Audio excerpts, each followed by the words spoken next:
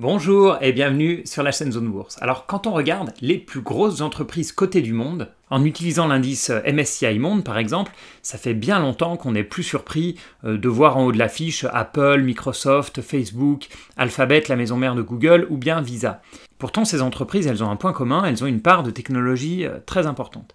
Certaines vendent quand même des produits physiques comme Apple et Amazon et ont aussi une partie immatérielle notamment dans le cloud, mais d'autres ne vendent que de l'immatériel comme Microsoft, Facebook, Alphabet ou bien Visa. En général, quand on pense à l'impact des entreprises technologiques sur la bourse, on pense à une chose, l'envolée spectaculaire des cours depuis une dizaine d'années, et on a vu notamment le rebond particulièrement puissant après la crise du Covid en 2020 sur ces valeurs technologiques.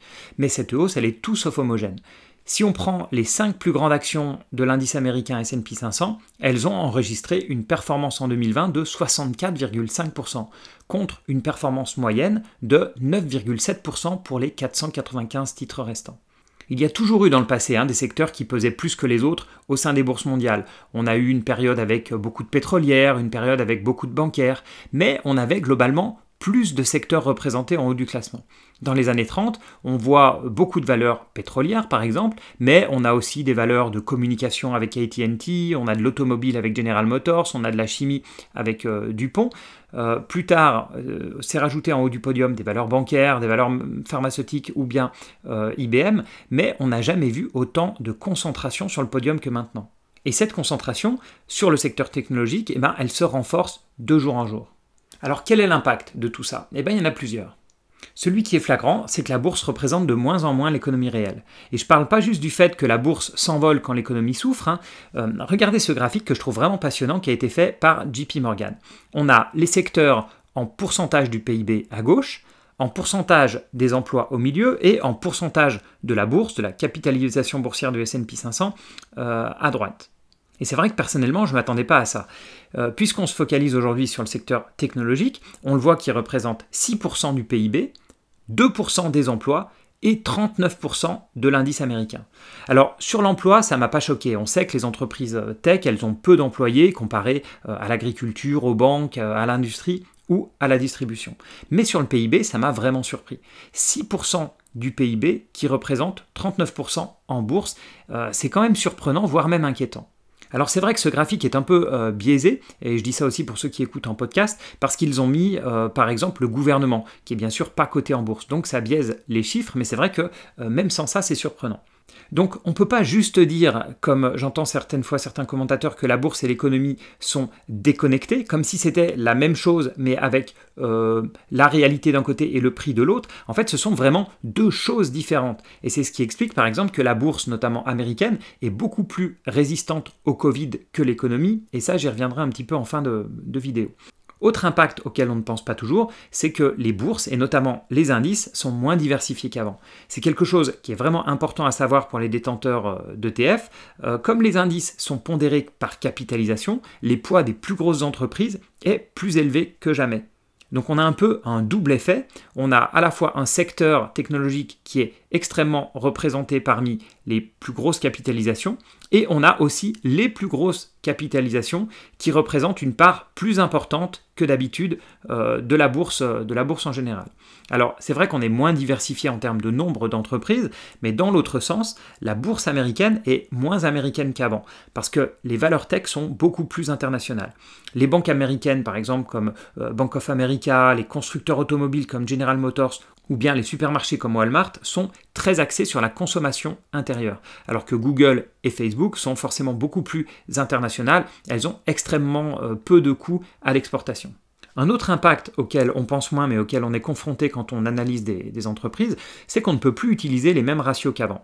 Dans le passé, les entreprises, elles avaient des bilans qui étaient remplis d'actifs tangibles, donc des actifs qu'on peut toucher. Les entreprises, c'était avant tout des usines, des immeubles, des machines, du stock de marchandises, etc. Et maintenant, les bilans sont remplis d'actifs intangibles, immatériels donc, comme la valeur de la marque, la valeur d'un logiciel, la valeur d'un brevet, ou bien les données clients. Et ça, quand on regarde un bilan, c'est beaucoup moins fiable parce que c'est beaucoup moins facile à valoriser. Valoriser les avions que possède Air France ou le stock de véhicules de Renault est beaucoup plus facile que valoriser les séries de Netflix, les données clients de Facebook ou bien la valeur de l'algorithme de Google. Et l'un des livres les plus recommandés aux investisseurs, y compris par moi, ça va être L'investisseur intelligent de Benjamin Graham.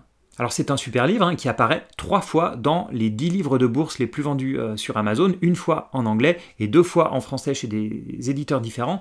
Donc c'est vraiment un livre qui fait référence sur le sujet. Alors moi, il fait partie de mon top 3 des livres sur la bourse. Certains chapitres comme celui de Mr Market devraient être lus par tous les investisseurs.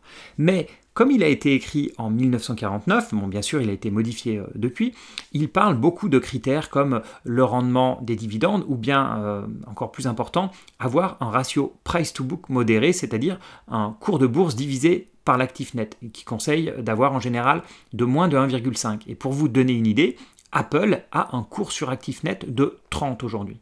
Donc on voit bien, notamment à cause de ces actifs intangibles, qu'on ne peut plus utiliser les ratios, surtout les ratios bilanciels, de la même manière qu'avant. Alors qu'est-ce qu'on peut retenir de tout ça? Déjà que, comme je l'ai dit, la bourse ne représente pas l'économie réelle. Ce qui ne veut pas dire que ce sont deux choses qui sont décorrélées, mais on ne peut pas juste regarder l'économie réelle autour de soi et essayer de deviner ce que va faire la bourse. Le Buffett Indicator est un bon exemple. Le Buffett Indicator, ça divise la capitalisation boursière, on va dire la bourse, globalement, par le PIB, donc ce qui est produit par l'économie dans son ensemble. On est aujourd'hui sur des niveaux qui sont très élevés, qui peuvent faire penser qu'on est proche d'un crack. Alors moi, je ne sais pas si on est proche d'un crack ou non, mais ce que je sais, c'est que cet indicateur, il ne sert à rien pendant la crise du Covid. Pourquoi?